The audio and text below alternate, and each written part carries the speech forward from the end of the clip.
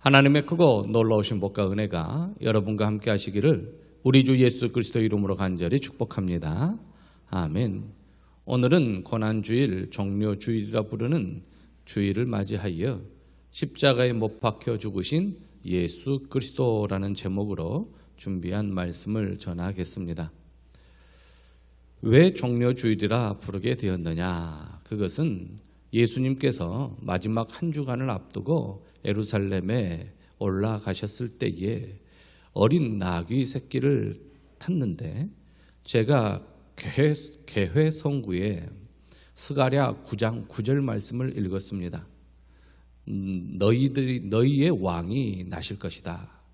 그 왕이 곧 메시아 그리스도인데, 그 그리스도가 오셔서 이제 지극히 겸손하여 어린 나귀를 탈 것이다 라는 것입니다.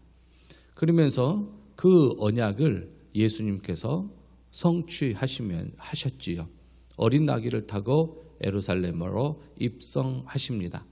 그때에 그 많은 군중과 백성들이 이는 메시아다, 이는 그리스도다. 지금까지 예수님께서 3년 약 6개월 동안 복음을 증거하시면서 자신이 메시아 그리스도임을 전할 만큼 전하였습니다. 그걸 믿는 자는 믿을 수밖에 없을 정도로 예수님의 그리스도 되심을 증거하였던 것이지요. 그래서 이 사실을 안 백성들은 종려나무 가지를 꺾어가지고 호산나 찬송했습니다.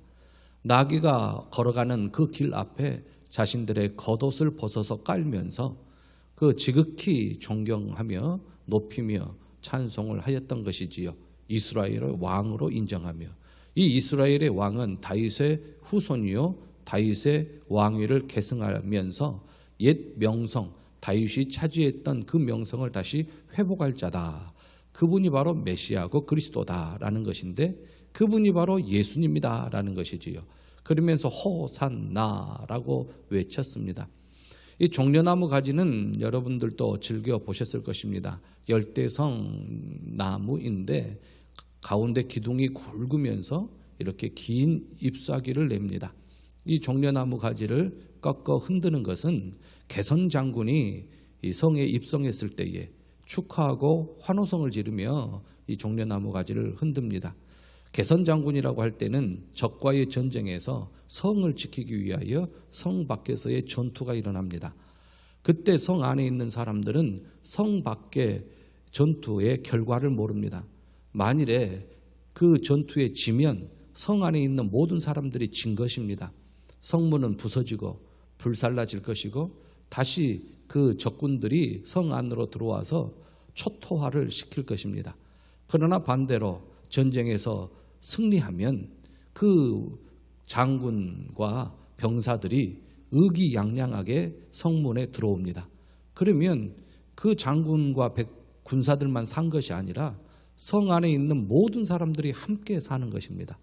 그래서 그것에 대하여 기쁨의 표시, 감사의 표시를 하면서 종려나무 가지를 개선 장군, 전쟁에서 승리하여 입성하는 장군에게 이렇게 종려나무 가지를 꺾어서 흔들면서 환호하며 기뻐합니다. 이렇게 종려주일이 되어지면 이렇게 종려나무 가지를 꺾어 흔드는 풍속이 이제 대대로 오늘 본문 이후에 계속 되어지는데, 이 종려나무 가지를 꺾어 흔드는 자들은 예수님이 메시아다, 예수님이 그리스도다라는 것을 여전히 마음속에 믿고 따르는 자들이라는 것입니다. 종려나무 가지를 가지고 예수 그리스도께서 어린 나귀를 타고 성으로 입성하셨을 때에 호산나라고 찬송했는데, 이 호산나, 호산이란 뜻은 구원하소서, 나라는 뜻은 지금. 그래서 우리 한국말로는 지금 구원하소서라는 그러한 찬송입니다. 그리고 간구이고 요청입니다.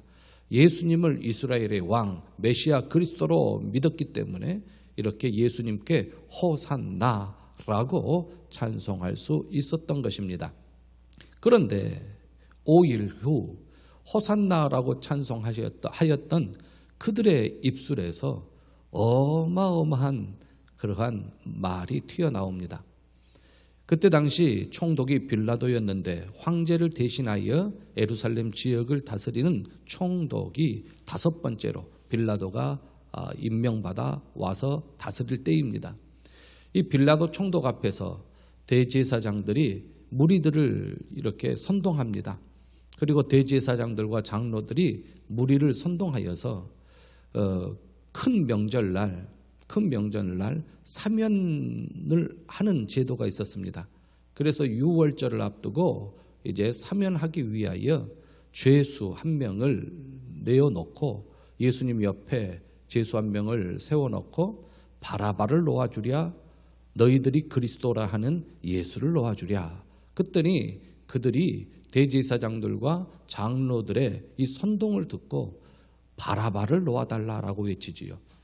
그들 입술에 5일 전에 호산나 호산나 했던 자들입니다.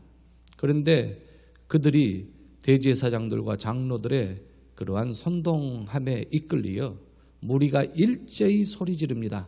이 사람은 예수 그리스도입니다. 이 사람을 없이 하고 바라바를 우리에게 놓아주소서. 그렇게 외칩니다. 총독은 가장 두려워하는 것이 밀란입니다. 자신이 다스리고 있는 지역에 밀란이 일어났다는 것이 황제의 귀에 들어가면 그것을 제압하지 못한 무능력한 사람이 되어서 앞으로의 자신의 정치적인 삶에 큰 타격을 받습니다. 그래서 무리가 이렇게 선동하고 밀란이 일어날 것 같아서 바라바를 놓아주고 예수님을 십자가형에 처하도록 명한 것입니다. 그런데 예수님께서 여러분들도 아시다시피 목요일 저녁에 만찬, 제자들과 함께 만찬을 베푸시며 성찬을 제정하셨습니다. 이 만찬이라는 것은 저녁 만자를 써가지고 만찬인데 저녁 식사입니다. 이 저녁 식사 가운데에서 떡을 떼고 잔을 돌리면서 성찬, 성스러운 그러한 식사의 자리를 예수님께서 마련하시면서 성찬의 첫 출발이 바로 목요일 저녁 밤입니다. 성찬을 제정하시면서 제자들의 발을 씻기시고 그리고 그들과 함께 저녁 식사를 다 마치시고 가룟 유다는 예수님을 팔로 배반하며 나갔고 이제 예수님은 겟세마네 동산에 제자들과 함께 오르시사 마지막 기도를 합니다. 사랑하는 제자 베드로, 야고보, 요한을 데리고 조금 더 가서 기도를 하는데 예수님이 땀이 땅에 떨어지는 핏방울같이 간절히 기도합니다. 그러면서 그들의 하나 되기 위해서 기도하지요. 삼위일체 하나님께서 하나 되신 것처럼 저들도 하나 되게 하옵소서라는 것이 겟세마네 동산에서의 예수님의 기도의 핵심이었고 또 한 가지 핵심은 이 잔을 내게서 돌리옵소서 할 수만 있거든. 그러나 나의 원대로 하지 마옵시고 아버지의 원대로 하옵소서 간절히 간구하고 아버지의 뜻임을 알기에 십자가를 지시러 나아갑니다. 가룟 유다의 배반으로 이제 대제사장들이 보낸 병사들과 그 다음에 사람들에 의하여 예수님께서 체포되시고 목요일 밤에 체포되시면서 재판 과정을 거칩니다. 총 4번의 종교 재판을 거치고 그리고 세상적인 재판, 정치적인 재판, 세속적인 재판, 즉 빌라도 앞에서의 재판을 2번 받습니다. 목요일 밤에 예수님께서 잡히셨는데 그 다음 날 오전 9시에 십자가에 못 박히십니다. 그러면 재판이 이 6번의 재판이 그동안 그 시간 안에 진행되는데 세상 어느 재판도 이런 재판은 없는 것입니다. 그리고 이 재판은 너무 억울한 재판이고 그리고 불법적인 재판을 예수님께서 받으셨습니다. 예수님께서 잡히자마자 안나스 앞에 가게 끌려가십니다. 이 안나스는 지금 현재 대제사장이 아닙니다. 현재 지금 대제사장은 가야바라는 사람입니다. 그런데 그 가야바의 장인이 안나스입니다. 안나스가 로마에 항거하면서 대제사장의 자리에 있을 때에 로마에 항거하면서 대항해서 로마가 안나스를 대제사장에서 물러가게 했습니다. 그래서 대제사장이 아니지요. 그리고 로마가 세운 대제사장이 가야바입니다. 그런데 공교롭게도 안나스의 사위가 가야바가 되고 가야바의 장인이 안나스입니다. 그런데 그건 정치적으로 로마가 인정한 대제사장은 가야바였는데, 그러나 현 백성들의 지주, 정신적인 지주는 안나스입니다. 그럼에도 불구하고 안나스가 신문할 수 있는 권한은 전혀 없습니다. 자신이 무슨 권위로, 무슨 권한으로 예수님을 죄인 취급하여 신문했는지 자신의 권한은 모두 다 상실한 상태인데 안나스는 예수님을 신문합니다. 그리고 예수님에게서 죽일 죄, 예수님의 죄를 찾습니다. 그러면서 너가 메시아냐, 내 말이 하는 것이 옳도다. 이러니까 이 안나스가 너무 화를 냅니다. 그 다음에 이제 가야바 앞에 섭니다. 이제 가야바는 명실공히 대제사장입니다. 많은 증인들을 앞세우고 이 사람이 성전 모독을 했습니다. 이 사람이 성전을 허물라고 했고 사흘 만에 짓겠다고 한 사람입니다. 성전 모독죄. 이 사람이 하나님을 아버지라 부른 사람입니다. 아버지와 나는 하나라고 했던 사람입니다. 신성 모독죄 해가지고 예수님을 죽여야 된다. 참람하다, 죽일 죄다. 예수님을 죽여야 한다라고 합니다. 그러나 종교적인 재판으로는 예수님을 죽일 수가 없습니다. 이제 세속적인 재판에 의하여 빌라도가 사형 언도를 내려야 합니다. 그래서 이제 사내들인 공회에서는 유대의 최고 의결기관 70명이 모여 있습니다. 거기에 대제사장이 대제사장이 회의를 이끄는데 71명. 그래가지고 이제 찬반 투표를 하여가지고 예수님을 빌라도에게 사형 언도를 받기 위하여 내어주는 그런 공식적인 회의를 거칩니다.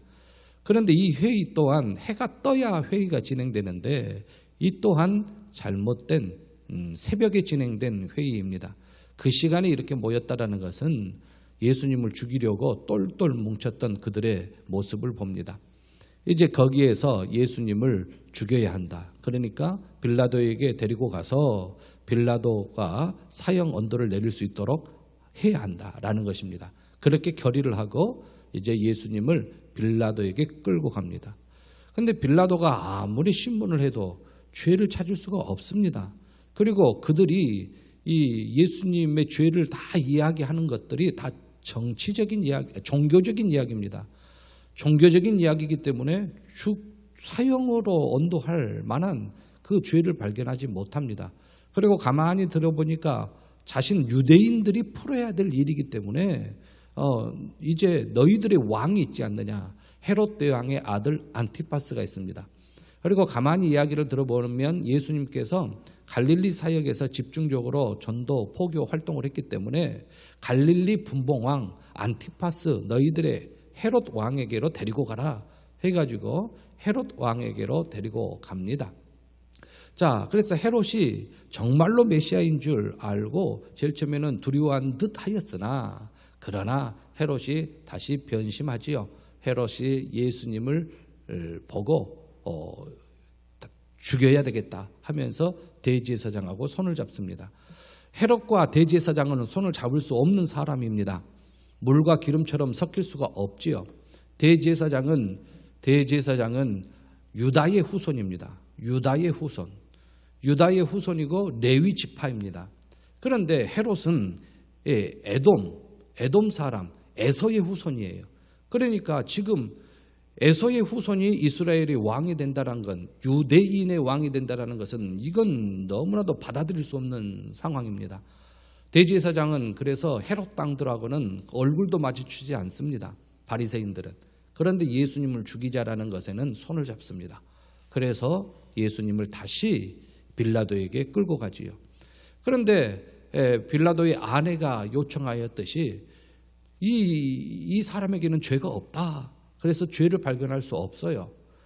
그래서 이 빌라도가 난처합니다. 그런데 사람들이 막 외칩니다. 그리고 대제사장들과 사두개인들, 심지어 이제 헤롯 땅들까지 다 예수님을 죽여야 된다라는 것입니다. 그 가운데에 에피소드 2개가 있는데 베드로의 예수님에 대한 부인이 있었고 다 굴기 전에 3번 부인한다. 그 다음에 가룟 유다의 자살 사건이 이 재판 진행 과정에 있었던 이야기입니다. 이제 빌라도가 할 수 있는 유일한 것은 밀란이 일어날 것이 너무 두려우니까 이제 그러면 죄수 중에 한 명을 풀어주는 그러한 제도가 있기 때문에 백성들에게 묻고 예수님을 풀어주면 좋겠다라는 생각으로 바라바, 그때 당시 악명 높은 강도, 살인자, 그리고 이제 밀란을 일으켰던 폭동의 주동자 바라바를 예수님 곁에 세우지요. 그러면서 빌라도가 묻습니다. 내가 누구를 너희에게 놓아주기를 원하느냐? 바라바냐? 그리스도라 하는 예수냐? 근데 의외의 함성이 들려옵니다. 대제사장들과 장로들이 무리를 권하여 바라바를 달라 하게 하고 예수를 죽이자 그렇게 백성들을 선동하니까 백성들이 그 선동에 이끌려 일제히 소리 지릅니다. 이 사람을 없이 하고 예수님을 없이 하고 바라바를 우리에게 놓아주소서. 너무나도 큰 소리이지요. 그런데 바라바는 성경에서 증거한 바와 같이 밀란을 일으켰던 주범이고 그리고 살인자고 또한 강도다라고 성경은 이야기합니다. 예수님은 죄가 없어요. 그런데 바라바는 정말로 사형에 처할 수 있는 명확한 죄명이 있습니다. 죄목이 있습니다. 그런데 예수님께서는 죄 없으신데 그 강도 옆에 서셨고 둘이 비교되어졌고 그 다음에 백성들은 예수님을 죽이라는 것입니다. 빌라도가 어찌미냐 무슨 악한 일을 우리 예수라 하는 그리스도가 행했느냐 그랬더니 백성들이 더욱 소리를 지릅니다. 십자가에 못 박혀야 하겠다라는 것이지요. 그들이 불과 5일 전에 호산나 호산나 했던 자들입니다. 그런데 이렇게 백성들이 이 선동이 되어가지고 대제사장들과 장로들과 헤롯당들, 사두개인들에게 선동이 되어가지고 이렇게 외치고 있는 것입니다. 그런데 말을 참 잘해야 합니다. 내가 책임지겠다. 내가 책임진다. 내 가정이 책임진다. 이런 말을 참 조심해야 되는데 이 유대인들이 이렇게 이야기하지요. 그 피를 우리와 우리 자손에게 돌릴지어다. 유태인의 대학살이 그 이후에 있어집니다. 그리고 AD 70년에 예루살렘 성이 멸망당하면서 이 유태인들이 뿔뿔이 흩어지면서 많은 학살을 당하지요. 여러분들도 잘 알다시피 유태인의 대학살 얼마나 잔인하고 또한 얼마나 이렇게 무섭게 진행되는 것을 잘 압니다. 그 피를 우리와 우리 자손에게 돌릴지어다. 그 결과를 모르고 그들은 그 자리에서 그렇게 외쳤던 것이지요. 그렇습니다. 예수님의 죽음은 역사적 사실입니다. 많은 종교 지도자들이나 또한 어떠한 정신적인 지주들에 대한 이야기를 할 때에는 무엇을 첨가시킵니다. 첨가시켜가지고 신화로 만듭니다. 그래야 자신 그 조상이 아주 신비로운 사람이 되기 때문에 그렇습니다. 그래서 우리나라도 자신의 성씨의 조상이 어디 아래에서 태어났다. 그렇게 막 신화적으로 만들고 밖에서 태어났다. 연꽃을 열었더니 연꽃에서 아이가 있었다 하면서 이렇게 막 신화를 집어넣습니다. 그런데 예수님의 죽음은 역사적 사실입니다. 빌라도가 있었고 바라바가 있었고 그리고 헤롯 안티파스가 있었고 그리고 또한 예수님의 사형을 집례한 로마 백부장이 있었고 못을 박은 사람이 있었고 창을 찌른 사람이 있었고 예수님의 옷을 제비 뽑아 서로 가지려는 군병들이 있었고 예수님의 죽음을 설화, 신화, 꾸며낸 이야기라고 주장하는 사람들이 있는데 성경은 확실한 증거임을 이야기합니다.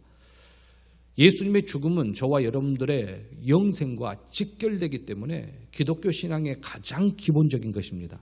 예수님의 죽으심을 믿지 않고는 부활의 영광이 없습니다. 예수님의 죽으심을 믿지 않고는 저와 여러분들의 속죄함, 죄사함이 없는 것입니다.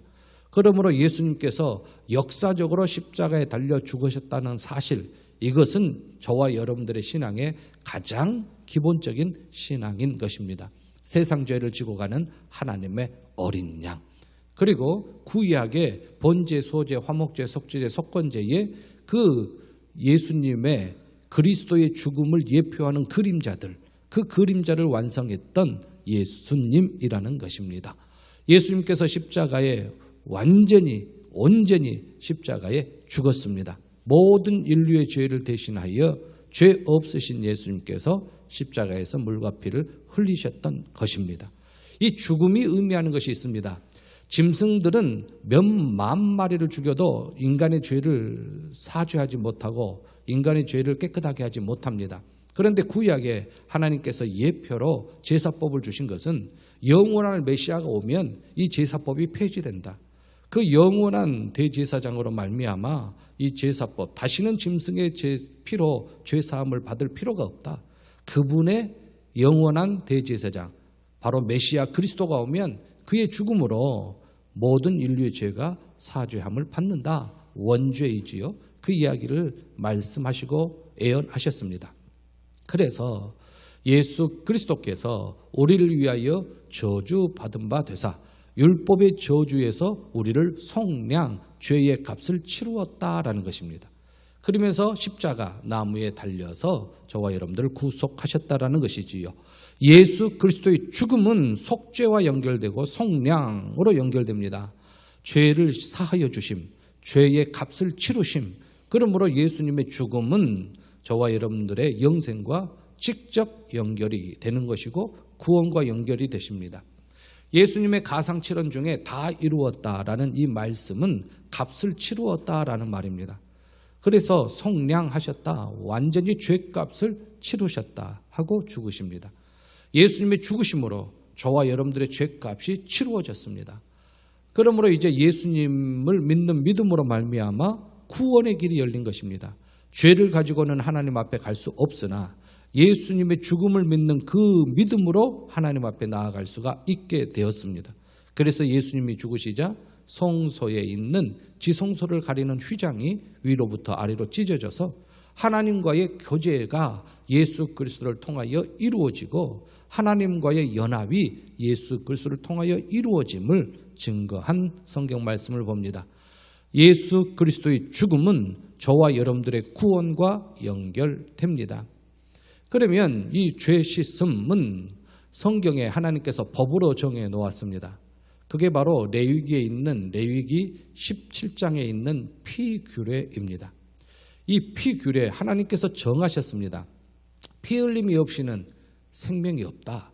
피 흘림이 없이는 속죄가 없다. 그래서 제사법을 세울 때에 번제, 소제, 화목제, 속죄제, 속건제 거기에서 피 흘림으로 인하여 속죄함을 하나님께서 일시적으로 주셨던 것을 우리가 레위기서에서 발견하게 됩니다. 이게 바로 피규례입니다. 하나님께서 정하신 법칙이지요. 그래서 신구약의 모든 내용을 보면 핵심적인 내용이 구원을 위해서는 피 흘림이 있어야 한다. 근데 그 피 흘림은 죄 없는 사람의, 진정한 사람의 피 흘림입니다. 그리하여야 다른 사람의 죄를 대신할 수 있습니다. 자기가 죄가 있으면 자기 죄로 죽는 것뿐입니다. 자기가 죄인이면 자기 죄로 죽는 것뿐이어서 다른 사람의 죄를 속량, 속죄할 수가 없어요.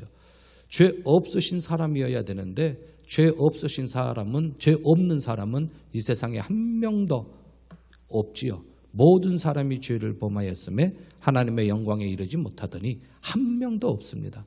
그러면 누구만이 죄 없으신 참 사람인가? 우리 주 예수 그리스도.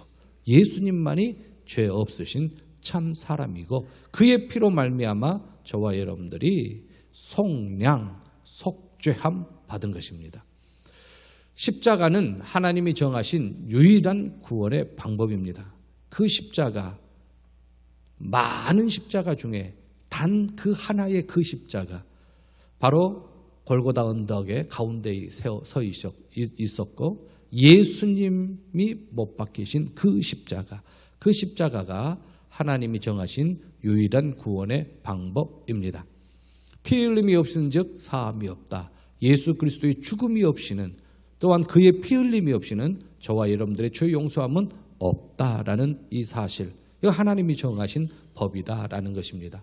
이것을 세례 요한은 예수님이 세례받으러 나오실 때에 명확하게 알고, 보라 세상 죄를 지고 가는 하나님의 어린 양이다 하며 구약의 유월절을 예표하며 이야기를 했고, 모든 제사법에 대한 것을 염두에 두고 세례 요한이 이 말을 한 것입니다.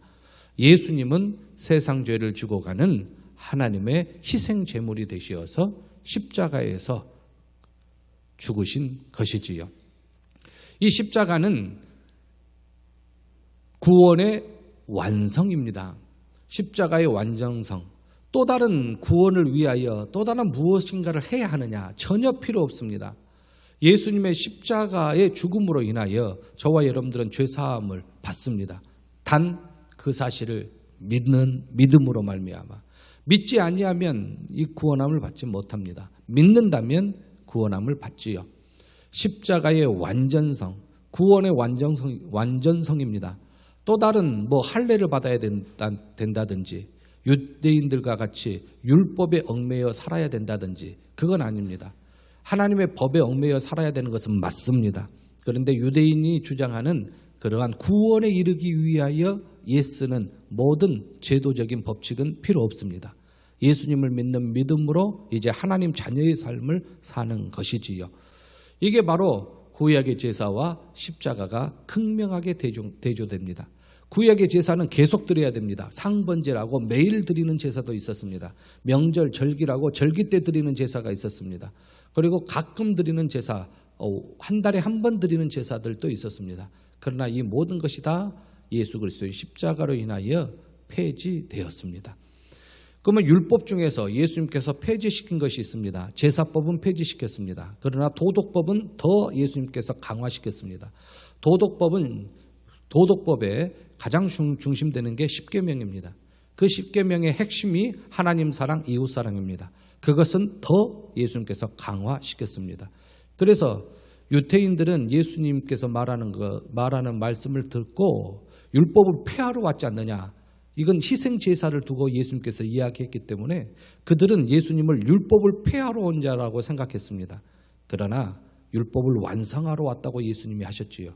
그것은 바로 십자가를 통하여서 이렇게 계속 드려야 될 모든 제사를 하나님 예수 그리스도께서 폐지시키시고 도덕법을 더 강화시켰기 때문에 율법의 완성을 하러 오셨다라는 말씀을 예수님께서 하신 것입니다. 히브리서 기자도 이렇게 이야기합니다. 자, 율법은 장차 올 좋은 일의 그림자일 뿐이다. 그림자다, 실체가 아니다. 실체는 바로 우리 주 예수 그리스도시다라는 이 말씀을 합니다. 황소와 염소의 피 아무리 강같이 흘러보내도, 그 피를 강같이 흘려보내도, 그 짐승을 잡아서 그 피를 강물같이 흘려보내려면 얼마나 많은 짐승을 잡아야 합니까? 그래도 그 짐승의 피로는 죄를 없이 하지 못합니다. 그러나 우리 주 예수 그리스도의 보혈, 그 보혈은 저와 여러분들을 거룩하게 하지요. 단 한 번에 드리신 희생제사, 그 희생제사가 영원한 제사가 되었기에 저와 여러분들은 예수 그리스도의 보혈을 힘입어 하나님 앞에 담대히 나오는 것입니다. 그래서 예수님의 이 죽으심은 저와 여러분들의 구원과 직결된다라는 것입니다. 자, 예수님께서 죄를 위하여 영원한 제사, 그래서 예수님을 그리스도라 부르는 이유가 이것이지요. 예수님은 그리스도입니다. 왕위, 다윗의 왕위를 계승했는데 다윗보다도 더 지극히 높으셔서 다윗이 살아있을 때에 자기의 후손으로 오실 메시아를 주로 불렀습니다. 높여서.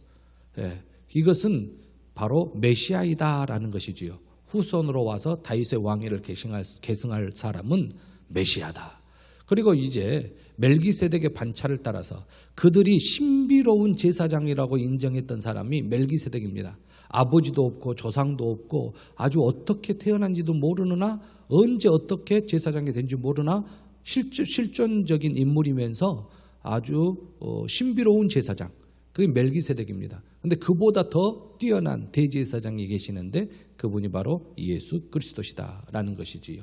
그들은 모세와 엘리야를 최고의 선지자로 알았습니다.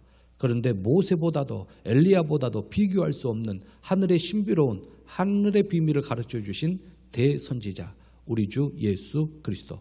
그래서 예수님을 가리켜서 그리스도는 왕, 제사장, 선지자라는 뜻을 담고 있어서 예수님이 그리스도다라고 외치는 사람은 지금도 종료주의를 지킵니다. 지금도 고난주간을 기억하며 또한 예수님의 십자가에 대한 그의 죽으심을 기억하고 또 부활도 함께 찬송하고 기뻐하지요. 그러나 십자가에 못 박아라 했던 자들은 종료주의를 안 지킵니다. 부활주의를 안 지킵니다. 그러나 예수님이 정말로 왕이요 제사장이요 선지자이신 그리스도다라는 이 사실을 믿는 사람만이 종료주의를 지키고 고난주의를 지키고 부활주의를 지키는 것입니다. 한 번의 제사로 영원히 온전케 하신 그 십자가의 죽으심, 이 십자가의 피 흘림이 없이는 모든 사람들 중에 어느 누구도 죄사함을 받지 못합니다. 예수 그리스도의 십자가의 죽음이 나의 죽음을 대신한 죽음이라는 것이 믿어져야 됩니다. 그리고 그 보혈이 마음속에 믿어져야 하는 것입니다. 예수님께서는 단 한 번에 자신의 몸으로 십자가에서 희생제사를 드리심으로 다시는 짐승제사를 드릴 필요가 없도록 모든 짐승제사를 폐하였습니다. 그런데 지금도 짐승제사를 드리는 사람들이 있어요. 이 사람들은 예수님의 십자가를 믿지 못하기 때문에 짐승제사를 드리고 있는 것입니다. 예수 그리스도는 죄 없는 몸으로 인간의 죄를 대신 지고 십자가를 지셨습니다. 이 십자가의 죽음은 완전한 죽음입니다. 어떤 사람은 기절했다라고 이야기하는데 기절이 아닙니다. 완전히 죽으셨습니다. 창자국이 그 사실을 증명하지요. 창을 찌를 때에 위에 있는 십자가에 매달린 사람을 향하여 아래에서 위로 창을 찔러야 되기 때문에 옆구리를 찌르면 모든 내장을 다 뚫고 간을 뚫고 허파를 뚫고 심장까지 뚫고 올라갑니다. 그렇게 아래에서 찌러 오르는 그 창자국이 예수님 옆구리에 있습니다. 완전한 죽음입니다. 양쪽에 있는 강도들은 다리의 뼈를 꺾어서 일찍 죽게 하였지만 예수님은 완전히 죽으신 것이지요. 완벽한 죽음, 저와 여러분들의 죄를 사하기 위한 완전한 죽음이었습니다.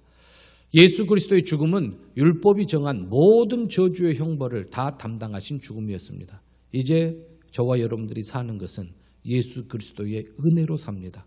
예수 그리스도의 덕분으로 삽니다. 예수 그리스도를 통하여, 예수 그리스도로 인하여, 예수 그리스도 때문에 살아있는 것입니다. 이 은혜에 대하여 우리는 매일 감사하며 예배하는 것입니다.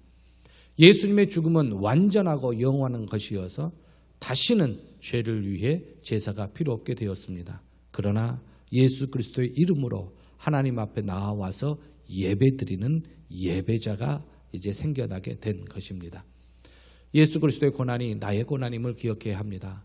2000년 전에 있었던 것, 그거 예전에 있었던 것인데 하면서 가볍게 한 주간을 보내지 마시고 한 주간을 묵상하면서 보내시며 내일 새벽부터 특별히 나오셔서 나를 위하여 죽으신, 나를 위하여 이 세상에 오신, 나를 위하여 율법 아래 거하시고 나를 위하여 십자가를 지시고 죽으신 그분을 기억하면서 고난에 동참할 때에 이제 부활의 영광에 온전히 참여할 수가 있게 되는 것입니다. 한 주간 동안 예수 그리스도의 십자가의 고난을 깊이 묵상하시고 그의 죽으심을 깊이 묵상하며 나 같은 죄인 살리신 우리 주 예수 그리스도의 은혜를 한없이 감사하며 찬송하는 저와 여러분들이 되시며 다음 주에 만났을 때 부활의 기쁨을 함께 누리는 저와 여러분들 되시기를 우리 주 예수 그리스도 이름으로 간절히 축복합니다. 아멘.